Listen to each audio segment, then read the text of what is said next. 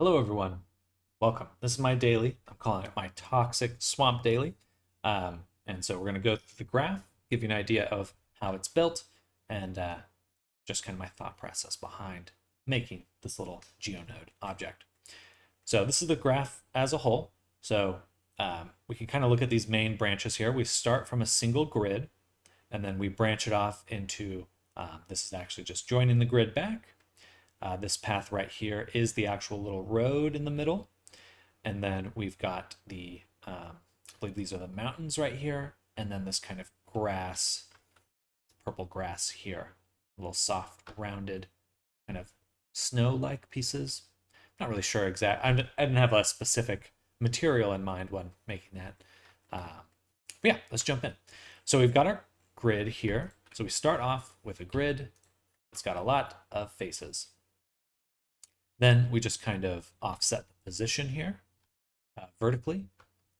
So we're just kind of giving a little bit of undulation. And that's just taking a vertical offset in this vector and then scaling that distance with some noise. Then for the plane, this whole plane, we actually join it all the way at the end. We just set a color on it. So you can see over here, we set the color based on the proximity to some other stuff, but I'm going to skip over that for now. Here is the actual path. So this is kind of the whole thing I wanted to do. The main reason I actually started doing this experiment is I want to start making enclosed spaces like rooms or roads or things that need to navigate a space and connect properly. So I'm really hoping this, by learning this, I'm going to be able to make buildings, environments, things with interior spaces that need to connect properly. And you could define roads or maps like that, or just actually buildings. Okay, so how does it work? Well, we're taking that grid and we're deleting everything that is not the path. Now, where does the path start? It starts at 0, which is this one point down here, and then it is going to the end, the very last index point. Now, that is built entirely off these nodes right here, the shortest edge paths. And again, starting with 0, and then starting with 0, and then looking for the very last index to go to. And so it's just trying to get from one corner to the other. If we didn't have any noise in our search, we would actually just have this very straight geometric line. Could be useful. That's not what we want here, though. What we actually want, of course, is this windy path because we're on a terrain. It just makes it a little bit easier. In fact, you could do, before I had that elevation, now that I'm thinking about it, I could probably navigate that elevation and keep it either high up or in the middle or on the very valley floor of our terrain. I'll have to try that next time. Excuse me. But it's really nice because we can actually control the scale. I have this little vector where we can move it, and you can see we can get a ton of variety, but we are consistently connecting those 2 points, but we can get tons of different shapes. It's a lot of fun to play around with. And that's why I didn't end up having a specific theme, because I just ended up playing with this the whole time. Anyway, once we have that path, we actually turn it into a bunch of individual points, and then we're instancing on those points some tiles for the little road. Nothing too crazy there, just some classic instancing. And how we get our road. Ta-da! So a slight rotation variation, simply to just give it some variety. Looks a little too uniform otherwise. Now, that's for the path. So that's pretty much the end of the path. We also have this little grass or snow or whatever it is, kind of toxic sludge. To do that, we're actually kind of going the opposite direction. We are instead deleting out our path. So over here, we have our path that we've deleted out of the terrain rather than the other way.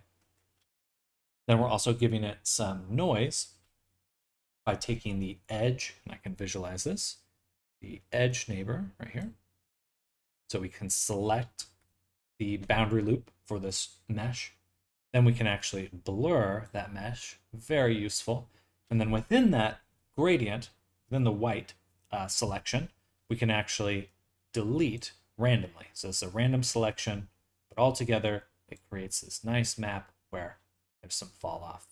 And yeah, we get these chunks chipped out of it rather than having a very solid edge.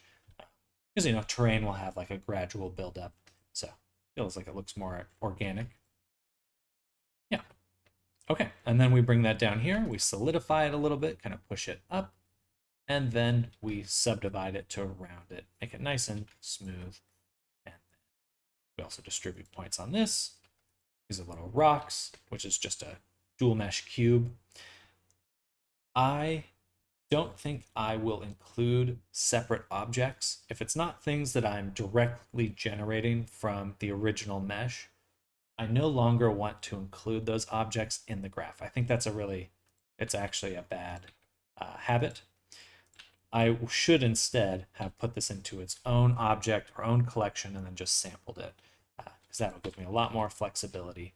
It's important to just keep re-emphasizing being modular. Modularity is super key with geometry nodes. It's what keeps you flexible. Otherwise, you're making this super graph that does everything, and that's kind of a dead end, realistically. Okay, and then we just join those together. We are setting the colors, but I can only visualize the colors if I'm not using that sampler. But yeah, so that's kind of the overall graph. We just take all those different paths, join them in the end, and then set this vertex color material. It's the only material we have on there. It just takes the vertex colors, pass them to the base color, so we can visualize them. Pretty simple. Yeah, that's pretty much it. Get a ton of variety. I'm really enjoying some of the larger like mountains here.